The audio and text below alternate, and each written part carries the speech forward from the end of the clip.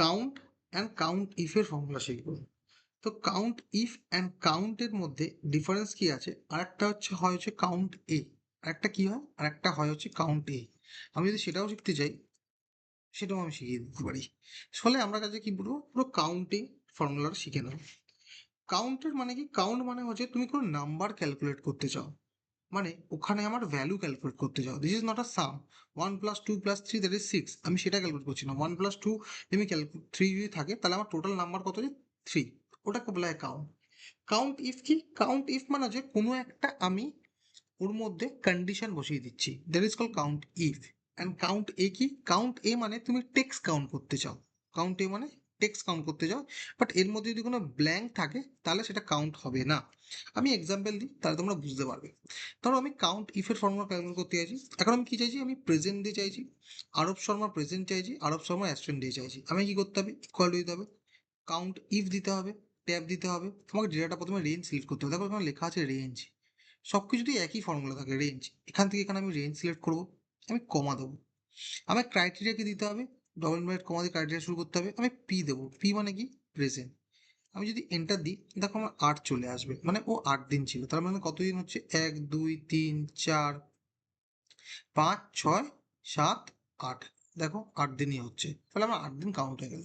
এবার যদি আমি অ্যাবসেন্ট দিয়ে খুঁজি, আমাকে সেম কাউন্ট ইফের ফর্মুলা ইউজ করতে হবে, equal to count if tab দেওয়াবো। এবার এখান থেকে আমি আবার ডেটাটাকে রেঞ্জ সিলেক্ট করবো, দেখো আমার রেঞ্জ চাইছে, কমা দেবো, আমি ডবল ইনভার্ট কমা দেবো, আমাকে এ দিতে হবে, দিয়ে ডবল ইনভার্ট ক্লোজ করতে হবে, এন্টার দেবো, 2 চলে এলো।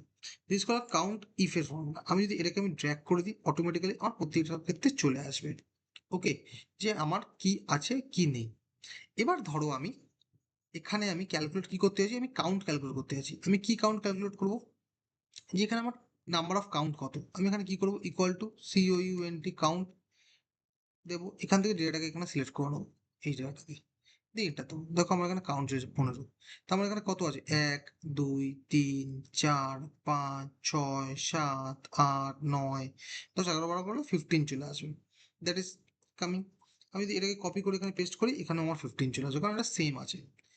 এইবারে যদি আমি কোনো কারণে আমি কাউন্ট এ ফর্মুলা ইউজ করতে চাই, COUNT count A, count A কি করে ফর্মুলা ইউজ করবো, ধরো কাউন্ট এ মানে আমি কি বললাম, কাউন্ট এ মানে হচ্ছে আমি দেখবো আমার কতগুলো টেক্সট আছে এবং সেক্ষেত্রে সেই টেক্সটটাকে ক্যালকুলেট করবো, এবং সেখানে যদি ব্ল্যাঙ্ক থাকে সেই ব্ল্যাঙ্কটা কিন্তু অটোমেটিক্যালি চলে যাবে।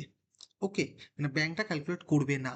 আমি যদি ইকুয়াল টু দিই, COUNT কাউন্ট এ করি, দেখো এখানে তোমাকে রেঞ্জ চাইছে, এই যে এখানে দেখো দেখো ভ্যালু 1 চাইছে, দিস ইজ কল রেঞ্জ। এখান থেকে এইখান আমি নিলাম, আমি দেওয়ার পর আমি এটাকে এন্টার দেবো, দেখো এখানে 10 চলে এলো, কারণ আমার এখানে কিন্তু 10টাই আছে। দেখো কাউন্ট, কাউন্ট 10টা আছে, তুমি নিচেও দেখতে পারবে কাউন্ট 10টা আছে। এইবারে ধরো আমি কোনো কারণে এটাকে আমি ড্র্যাগ করে দিলাম, তাহলে আমার সব চলে এলো, সবই 10টা করে আছে। ধরো আমি এইখান থেকে আমি এটা ডিলিট করে দিলাম, দেখো আমার 9 হয়ে যাবে। এখান থেকে এটা 9 হয়ে যাবে, কেন 9 হয়ে যাবে, কারণ কাউন্ট এতে ব্ল্যাঙ্ক যেটা আছে সেটা কিন্তু ক্যালকুলেট করবে না। আর যদি আমি সব বন্ধ করে দিই, ধরো সব কটা সরিয়ে দিলাম, তাহলে আমার কাউন্ট কত হয়ে যাবে, 0 হয়ে যাবে। কিন্তু আমি যদি এখানে কাউন্টের ফর্মুলা লাগাই, ইকুয়াল টু COUNT কাউন্ট, আমি যদি উপর থেকে কাউন্ট করি, দেখো আমার এখানে কত আছে, 15ই আসবে, কারণ এখানে যদি জিরোও থাকে ও কিন্তু ক্যালকুলেট করে দেবে, বিকজ ওটা ভ্যালু। ওকে, সো এইভাবে আমরা count, count if and count এর ফর্মুলা ক্যালকুলেট করতে পারি। It's very easy.